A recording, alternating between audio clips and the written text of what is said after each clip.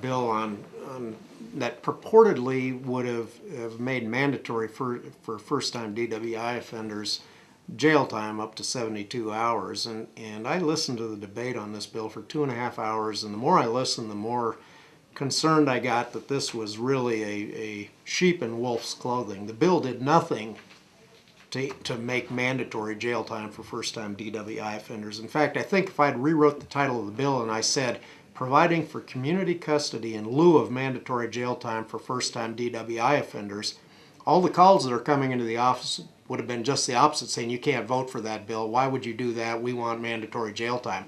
Well, that's exactly what this bill did. It seemed to, that the way it was sold to the public was this was a mandatory provision, when in fact what it did was it gave the counties an option for community custody.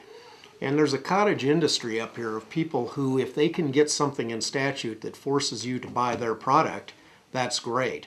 There's a new device, I don't know what it's called, a sobriator or something like that, that some vendors would very much like to see the counties buying and using for first-time DWIs, because they make anywhere, the testimony was the low end I heard was $350 a month to $800 a month the offender would have to pay to put this on to use in lieu of the jail time.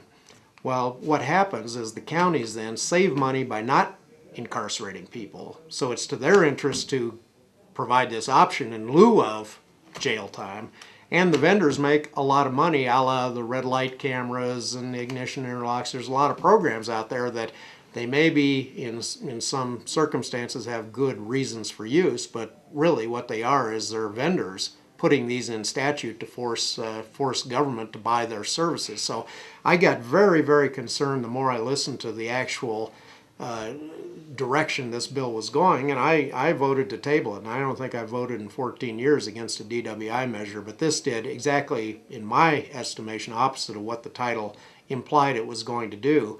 And frankly, I think the public got sold a bill of goods, and to the degree I'm going to be thoughtful about these bills up here, I'll take the heat for those votes. But if I'm mischaracterized on the rationale for my vote, I certainly want to set the record straight. So thank you, Diane, for this opportunity.